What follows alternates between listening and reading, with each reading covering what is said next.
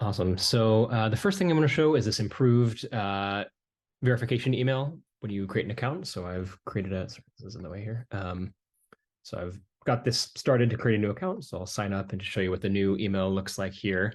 And then I'll explain why this is helpful in a second. Actually, I'll do that now while I'm waiting for that. So here's what the existing email looked like. So you can see that it comes from this kind of sketchy looking no reply at Flow Development.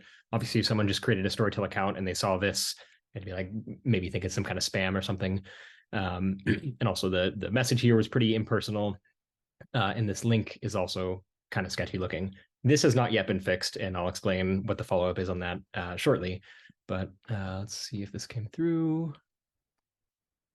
It might take a minute, so I can just show an example that I did, I believe, yesterday. So now you can see it comes from this hello at storytell.ai, a lot more friendly, a lot better looking. And also the message here is improved. As I mentioned, this URL needs to be updated, and there's a follow-up that we'll do probably next week.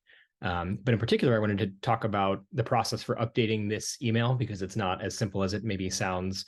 So you can saw that the old message came from this firebase-app.com.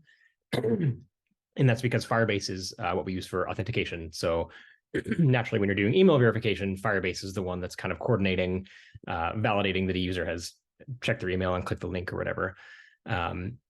But in order for that to come from Storytell, we have to update the DNS setting so that our storytell.ai domain is used. And so as a 2-second tech talk about the DNS server, and for full transparency, I am far from an expert on DNS, but I found this handy explanation online that DNS, or domain name system, is the phone book of the internet, which connects web browsers to websites. So what that basically means is our DNS is called Cloudflare, and there's a bunch of different DNS providers. And what that means is that if somebody goes to Storytell.ai, for example, first it will hit the Cloudflare servers, and Cloudflare will know where to point that to. So like there's an IP address associated with the machine that's hosted on Google, and Cloudflare is our DNS, what we use for our DNS. So in order for an email to come from at storytell.ai, since that's managed by our domain, there were some settings that had to be changed on the Firebase side so that it knows where to connect. Originally, I was going to show our DNS setting, which would make this maybe more easy to understand, but there's definitely some like sensitive data there that maybe don't want to share publicly here.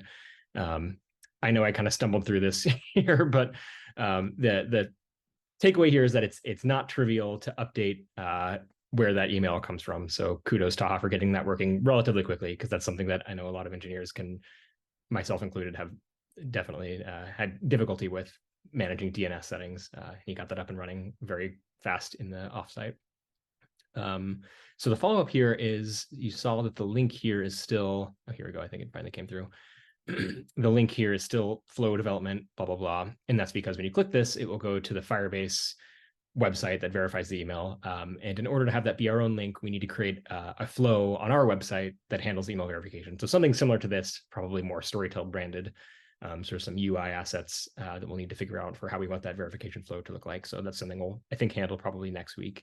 All right, this next one was a bug that some of you may have seen. So this is my local host. This is the old version before the fix, just to show you what the bug looked like. So you can see all of these like kind of spammy messages generate 3 simple questions, and like a long history of these old messages. And for context, these are messages that we automatically send on the user's behalf in order to generate these sample questions. And maybe Ryan or Taha, you could explain, like, are we always showing this on Smart Chat now in production? I guess I can find out. I'm not sure where we actually show these originally, or if they're even used at all. But so we send these on the user's behalf, and on the back end, we differentiate between manual or auto messages. Obviously, manual messages are messages that the user actually types out and sends. Auto messages are those, or I think there's some examples in the Chrome extension as well, where we're sending automatic messages. And we store those manual or auto setting in BigQuery, which is what we use for tracking and calculating the NSM. And so in the NSM, we exclude those auto messages when we determine the number of chat messages sent. But we do not yet have that field in the chat message table, which is what actually powers what's displayed here. So the quick fix was just on the back end. So I think I have a link here somewhere. Here we go. On the back end, before we send the list of messages to the front end, so this is the the API endpoint for getting that list of previous messages. We're now just filtering out those auto-generated messages as a quick fix. But the long-term thing is to add a column in that database or in that table. And then when we're fetching the messages to display there, we'll just exclude those auto-generated messages. So there's adding a new column and some backfilling required there. But this quick fix, so now if I go to the actual Storytell page, oh wait, sorry, this is the one that I just created my new fake account.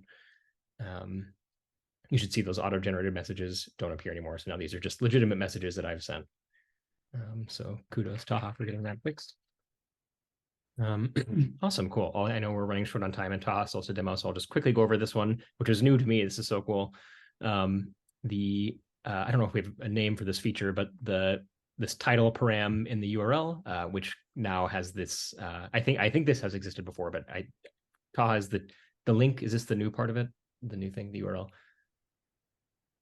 Yep. Yeah. So now you can actually add URLs. This was Rodeo's request. So Yeah. like you can add like something else like content and whatnot, and just like helps with the growth efforts, just sharing it out to people. So Awesome. Yeah, and you can see here in the content table, so each of these is a value you can use up here. So where I have title equals talent, I could use, let me find another one of these with the URL product, for example. So I can do product. And then it's a different copy up here and a different link that will take you somewhere more related to product. So very cool.